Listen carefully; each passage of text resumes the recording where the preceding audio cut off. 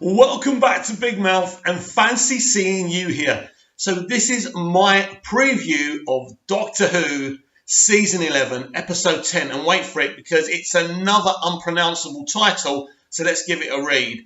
It's ranskoor of kolos. Why, Mr. Chibnall? Why? Just call it John Smith versus the planet or something. Although she can't call herself John Smith anymore. Maybe Jane Smith. Anyway, right, all I can gather from the promo is that there's 9 different distress calls coming from the same planet. Now, if rumours are right, Tim Shaw's back. So we've got some kind of arc of this season. Now, the defenders of Season 11 will say, see, there's an arc. Listen, that's not an arc. An arc is something that's fed through the entire season, or at least the beginning, middle, penultimately, and then it leads into the finale. That's not an arc. But at least with a returning villain from this season, there's something going on. One of my major issues this season is there's been no stakes. It's been very bland. It's been very, very mediocre. It just hasn't been very exciting. Definitely the episodes have looked fantastic and every concept has been great. And they've all started very well. But then they've petered off before we get to the third act. And that's been somewhat very, very disappointing. But the good news is I know that the BBC know that the improvements must be made. Now, the complaints of too much political correctness and all of that, those things are not going to go away. This is what the BBC are now. This is what Doctor Who is now. I don't know what the future holds. You know what my blueprint for the future of Doctor Who is. By now, you should have seen my video, Doctor Who, A Blueprint for the Future. Basically, trying to get the fans together and creating something really special. But it is what it is. We have got a finale. I am going to watch it. I love Doctor Who. I haven't been in love with this season. I would compare this to the season of Dallas when it was Pam's Dream. And if you speak to every actor from that season, they said that was the season that was just so bad. Nobody was happy. And I get the impression from dribblings of what I've heard behind the scenes, nobody's been that happy, including Chris Chibnall. I don't know why. I don't know what the issues have been. Maybe that'll come out. You're not going to get anything from the showrunner and the actors. They're just going to pretend everything in the garden is rosy. But at least the finale does sound climactic, if you like. 9 different distress signals on the same planet sounds interesting. The Doctor going up against Tim Shaw should be interesting. But should we just put a tinfoil hat on and let's just say he's not the only returning villain?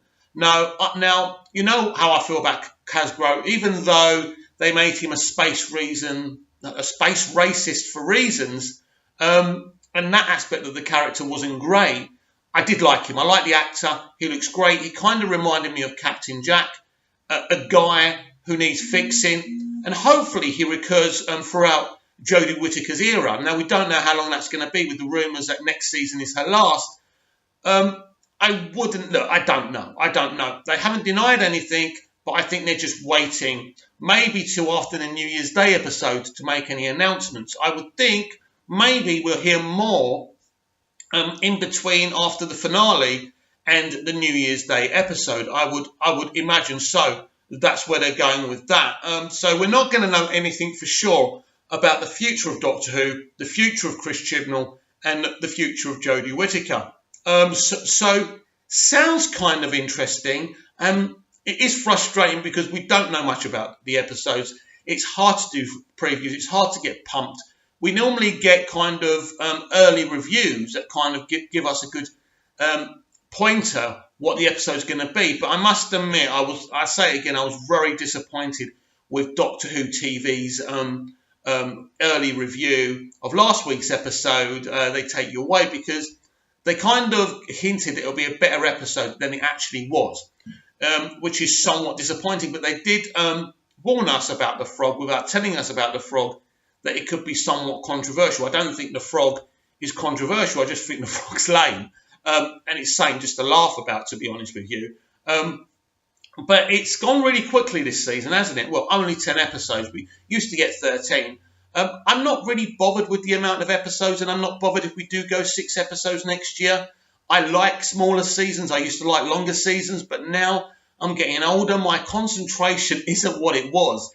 And it's going to be really exciting after the finale, just to be able to kind of review the season and let you guys know how I see everything. Right now, I think it's been a bland, mediocre season, and I'm somewhat disappointed because I truly believe that Chris Chibnall was going to do something special. We heard talk about this elusive 5-year plan that no one's ever came out and spoke about publicly, but these kind of top Doctor Who fans, as they like to be called, they think they're superior to us, and because they never hate on anything, but the real fans are the ones who are honest about what they see rather than pretending everything in the garden is rosy. But they've been talking about this 5-year plan. I've seen no evidence. What plan? I mean, there hasn't even barely been a plan for this season, let alone a 5-year plan. But there you have it. That's my preview. There's not much else to say. I want this to be an epic final episode. And the question is, will there be a cliffhanger? I'd love there to be a cliffhanger. The problem is, again, right, and I don't get this, they've been showing us pictures from the New Year's Day episode where we see the whole gang together, which means we know they get out of the finale in one piece. Again, that's disappointing. Even if we did get a cliffhanger, there'd be no point because we've seen the pictures.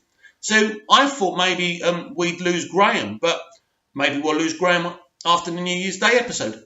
I don't know. All I know is they shouldn't start, promoting the New Year's Day episode, but I think they don't feel very confident about it because of the controversy about it being moved from Christmas Day. That has really caused a stink, so I think they're just trying to push it as much as they can. And I think, obviously, they're pushing the fact that she's wearing this scarf. I'm not excited about the scarf. I don't care what you wear. I care what's inside you as a character. That's what interests me. That's what intrigues me. So comment down below. What are your hopes for the Doctor Who Season 11 finale? Do you think that Yaz and the Doctor might share a kiss like all the shippers want? Do you think anything interesting of any context will happen in this episode? Let me know. Like, subscribe, share the video, share the channel, and let's get a conversation going.